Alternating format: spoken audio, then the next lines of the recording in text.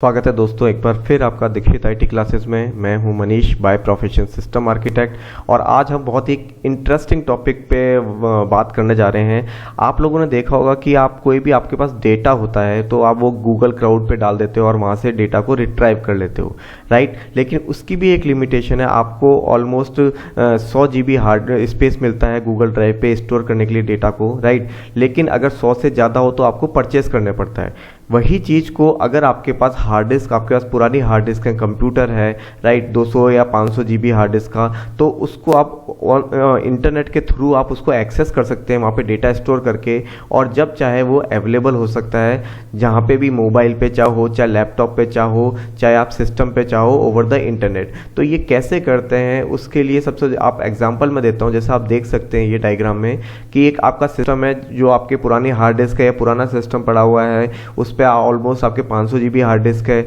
लेकिन वो कुछ काम नहीं आ रहा। लेकिन अगर आप डेटा स्टोर करना चाहते हैं तो आप डेटा को स्टोर तो कर सकते हैं, लेकिन ओवर द इंटरनेट उसको कैसे एक्सेस करेंगे और किस तरह से आपको एक एनवायरनमेंट बनाएंगे। मोबाइल से एक्सेस करना चाहते हो तो मोबाइल के थ्रू, तो उसके लिए हम जो यूज़ करते हैं वो है TrueNAS। तो आज जो हम बात करेंगे वो TrueNAS की बात करेंगे, और आप अपने डेटा को जो कि आपके कंप्यूटर पे है उसको ओवर द इंटरनेट पर आप एक्सेस कर सकते हो जब चाहो, जब अवेलेबल हो जाएगा। तो चलिए स्टार्ट करते हैं आज का टॉपिक TrueNAS। पहले आपको गूगल पे जाना है।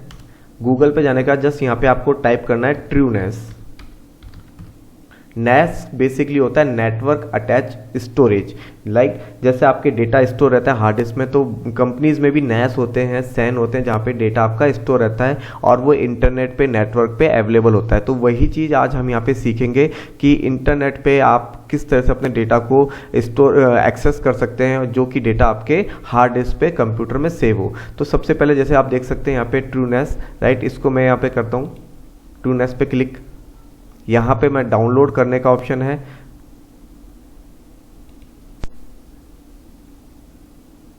ऑलराइट। यहाँ पे आप डाउनलोड कर सकते हैं जो भी वर्जन है, जो भी आप उसके थ्रू यूज़ करना चाहते हैं, गूगल के थ्रू। और मैं रिकमेंड करूँगा कि जो TrueNAS का वर्जन है, वर्जन 13, वो आप डाउनलोड करें इस वेबसाइट से। जब ये वेबसाइट से आपका डाउनलोड हो जाता है देन हम उसको इंस्टॉल करेंगे VMware पे, जैसे कि मैंने डाउनलोड कर रखा है ऑलरेडी। तो मैं create a new virtual machine बनाऊंगा।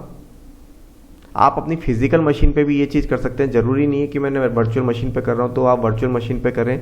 आप फिजिकल मशीन जो विंडोज़ मशीन है उस पे ये सॉफ्टवेयर डाल सकते हैं। Just next. यहाँ पे मैं अदर ऑपरेटिंग सिस्टम चूज़ करूँगा और वर्जन अदर लूँगा। जस्ट नेक्स्ट, और यहाँ पे मैं नाम दे दूँगा TrueNAS, राइट। इसी तरह से मैं इसका पाथ दे देता हूँ वर्चुअल मशीन का। जैसे मेरी हर वीडियो में एक अलग पाथ होता है, तो यहाँ पे भी मैंने एक वर्चुअल मशीन बना रखी है जिसमें नाम है NAS पब्लिक करके, स्टोरेज के लिए। जस्ट इसको ओके कर दूंगा। Just next. यहाँ पे मैं साइज़ दे दूंगा इसका 60 GB मैंने साइज़ दे दिया हार्ड डिस्क के लिए, राइट। और जस्ट फिनिश। यहाँ पे अब मैं सपोज, ये तो मेरी एक वर्चुअल मशीन की बात हुई। मैं चाहता हूँ कि अगर मेरे पास सपोज करो हार्ड डिस्क है, मैंने अभी हार्ड डिस्क कनेक्ट करी, सपोज कीजिए ये हार्ड डिस्क है मेरी 100 GB की, तो 100 GB की हार्ड डिस्क मैंने अटैच कर दी इसके साथ, ऑलराइट। मेमोरी में बढ़ा देता हूँ इसको 4096, और CD DVD में जस्ट ISO इमेज को यूज़ कर देता हूँ,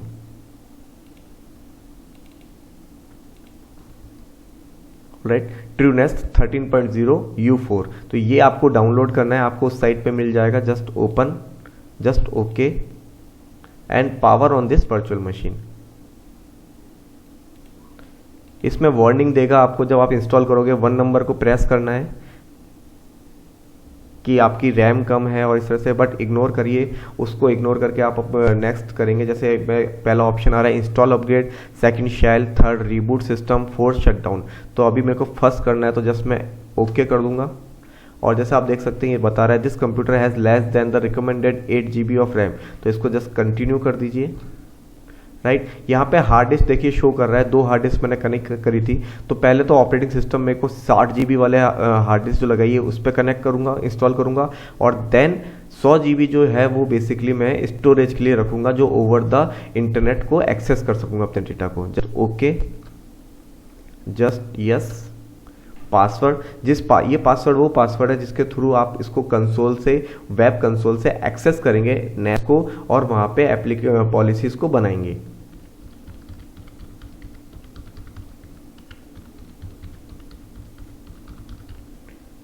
जस्ट ओके।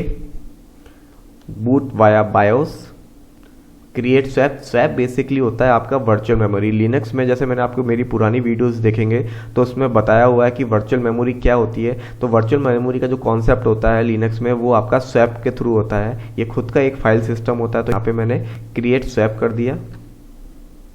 थोड़ा वेट करूंगा, मुश्किल से 10 मिनट के अंदर ये ऑपरेटिंग सिस्टम इंस्टॉल हो जाएगा।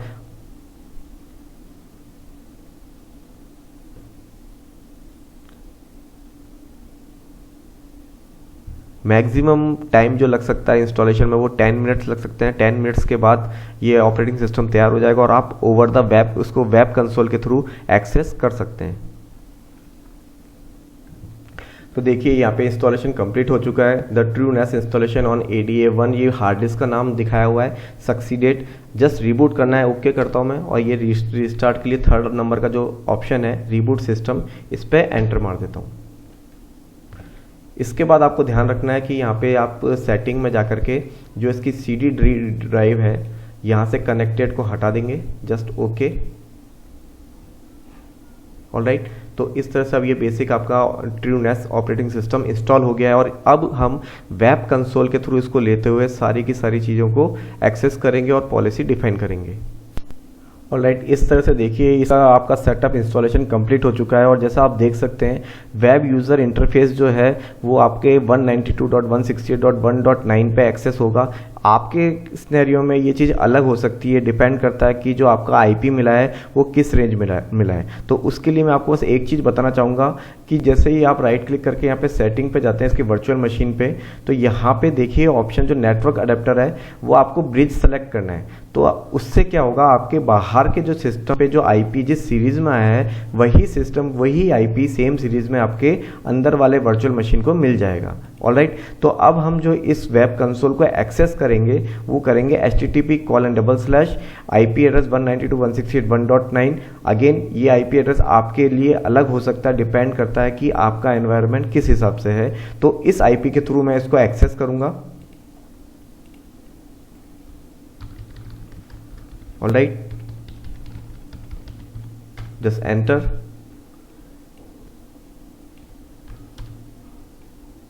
सॉरी 1.9 और एडवांस में गया, यहाँ पे एक्सेप्ट किया, accept the risk and continue. तो इस तरह से आपका वेब पेज इसका खुलेगा, वेब कंसोल पेज TrueNAS का। यहाँ पे user name by default root होता है और पासवर्ड जो इंस्टॉलेशन के समय हमने डाला था वही पासवर्ड हम यहाँ पे इसको डालेंगे and just log in. Alright, इस तरह से आपका ये पेज लॉगिन हो जाएगा TrueNAS। अब यहाँ पे कॉन्फ़िगरेशन बहुत सारी है लेकिन मैं केवल पॉइंट पे बात करता हूँ कि फ़िलहाल हमको के जो रिक्वायरमेंट है वो अपना डेटा को सेव करना है इस हार्ड डिस्क पे और इसको एक्सेस करना है ओवर द इंटरनेट। तो उसके लिए सबसे पहले मैं स्टोरेज में जाऊँगा। स्टोरेज में जाके पूल्स में जाऊँगा मैं यहाँ पे और यहाँ पे पूल में ऐड करूँगा। ऐड पे क्लिक करा, यहाँ पे मेरे को नया पूल बनाना है तो create new pool, just create pool किया। यहाँ पे नाम दे दिया मैंने स्टोरेज। ऑलराइट, अब यहाँ पे देखिए डिस्क जो मैंने हार्ड डिस्क अटैच की थी 100 GB की वो यहाँ पे शो हो रही है। तो जस्ट इसको मैं क्लिक कर दूंगा और इस एरो की से उसको यहाँ पे सेलेक्ट कर लूँगा। ऑलराइट, ऑलमोस्ट 98 GB आएगा। फोर्सफुली में क्लिक करना है, जस्ट इसको कन्फर्म कर देंगे आप। Just continue and then create, just create pool.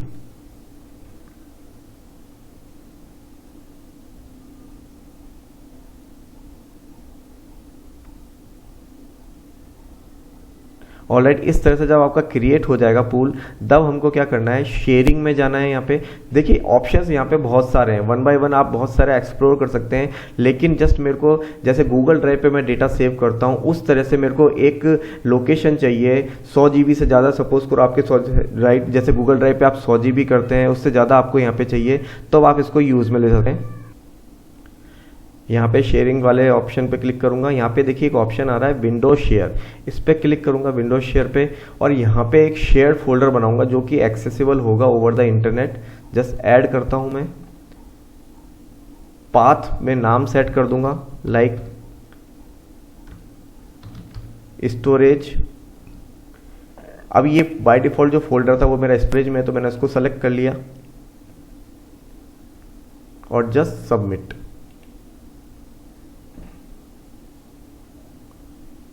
Enable service इसकी बहुत सारी होती है, तो अभी फिलहाल मैं शेयरिंग सर्विस कर रहा हूं, तो उसको जस्ट मैं इनेबल कर दूंगा।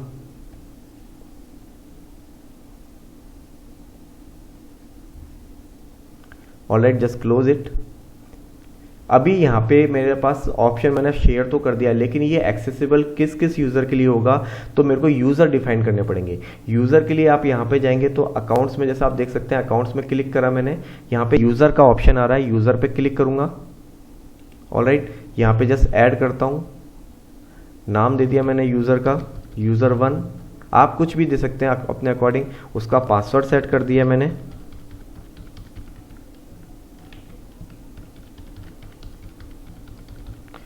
ऑलराइट, और नीचे जस्ट मैं आता हूँ, यहाँ पे ये देखिए मैं पाथ इसको सेट करता हूँ।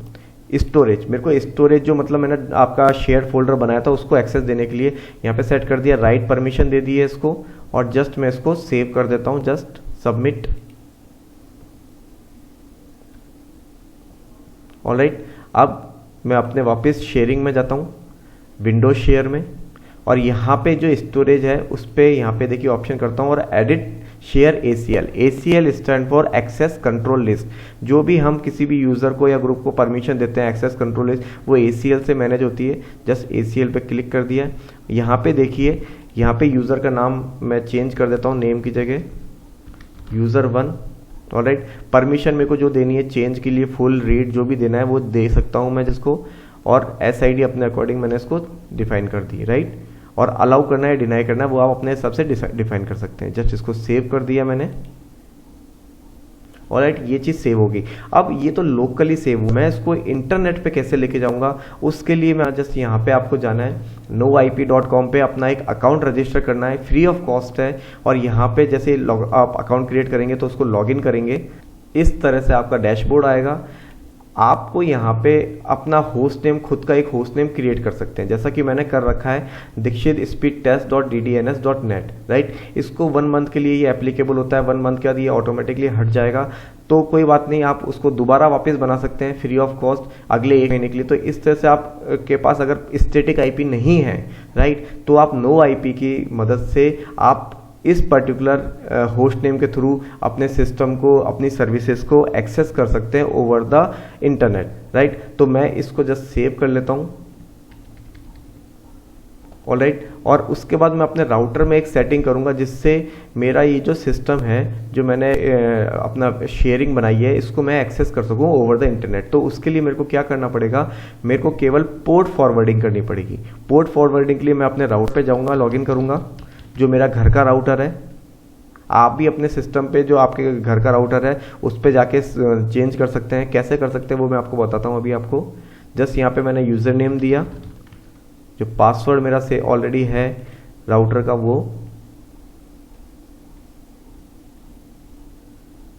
अब यहाँ पे नेटवर्क सेटिंग में आपके भी देखिए कहीं ना कहीं वहाँ पे राउटर में नेटवर्क सेटिंग होगी, वहाँ पे आपके एक ऑप्शन होगा NAT, वहाँ जाके आपको इसको सेलेक्ट करना है। तो वहाँ पे जाके बस मैंने नेट पे सेलेक्ट किया और यहाँ पे पोर्ट फॉरवर्डिंग में जाना है। आपके राउटर में भी जहाँ पे भी पोर्ट फॉरवर्डिंग है वहीं पे आपको जाना है। और यहाँ पे मेरे को जस्ट कुछ नहीं करना, बाय डिफ़ॉल्ट जो शेयरिंग के लिए पोर्ट इनेबल होता है वो होता है 445, राइट। तो आपको उसका जस्ट क्रिएट करना है एक रूल। कैसे रूल क्रिएट करना है, आपको एक्सटर्नल पोर्ट 445 देना है। सर्वर का IP एड्रेस, जो सर्वर का IP एड्रेस है जो मेरा क्या है 192.168.1.9, तो मेरे को जस्ट वो सेट करना है। ऑलराइट, और प्रोटोकॉल ऑल सेलेक्ट करके start port 445 and just apply. Alright, इतना होने के बाद अब मैं अगर ओवर द वैन एक्सेस करूंगा, अभी तो मैं इस सिस्टम पे एक्सेस करता हूं जैसे / और जो मेरा ये नाम था जो मैंने इस पे बनाया हुआ था नो IP पे दीक्षित speedtest.ddns.net, इसको जस्ट एक्सेस करूंगा। ऑलराइट, तो देखिए ये प्रॉम्प्ट कर रहा है ये, राइट। तो इस तरह से ये एक्सेस आपको जो यूज़र का है वो एक्सेस हो सकता है। जैसे देखिए अब जैसे मैं क्लिक करूंगा तो यूज़र नेम मेरा user1 था, उसका पासवर्ड ऑलराइट, ये देखिए इस तरह से आपका आ जाएगा यूज़र, राइट। जो यूज़र वन मैंने बनाया था उसकी सारी डिफ़ॉल्ट प्रोफाइल। अगर अब आप यहाँ पे कॉपी पेस्ट करना चाहते हैं तो आप जैसे इसको कॉपी पेस्ट अपने सिस्टम के थ्रू आप पेस्ट कर सकते हैं। देखिए यहाँ पे आ गया ऑप्शन कि स्टोरेज में परमिशन नहीं है, लेकिन वही चीज़ मैं यूज़र वन में जाकर के अगर मैं पेस्ट करूँगा तो वो पेस्ट हो जाएगी। तो जिस भी यूज़र को आप एक्सेस देना चाहते हैं, वो अपना डेटा एक्सेस करना चाहता है, तो पर्टिकुलर उसका प्रोफाइल बन जाएगा और ओवर द इंटरनेट आप उसको एक्सेस कर सकते हो, चाहे आप मोबाइल यूज़ करते हो, चाहे आप लैपटॉप यूज़ करते हो, चाहे आप सिस्टम यूज़ कर सकते हो। तो एक बहुत अच्छा तरीका है कि अगर आपके पास सिस्टम पड़ा हुआ है जो कि काम नहीं आ रहा, हार्ड डिस्क पुरानी पड़ी हुई है, उसको यूज़ में लेना चाहते हैं, तो आप अपना खुद का एक स्टोरेज बना सकते हैं और उसको ओवर द इंटरनेट एक्सेस कर सकते हैं डेटा को रिट्राइव करने में। तो एक बहुत ही अच्छा ऑप्शन है नैस में, तो इसको आप अपने जरूर करके देखिएगा अपनी लैब एनवायरनमेंट में। नेक्स्ट वीडियो में नए टॉपिक के, नई टेक्नोलॉजी के साथ मिलते हैं, तब तक के लिए गुड बाय दोस्तों।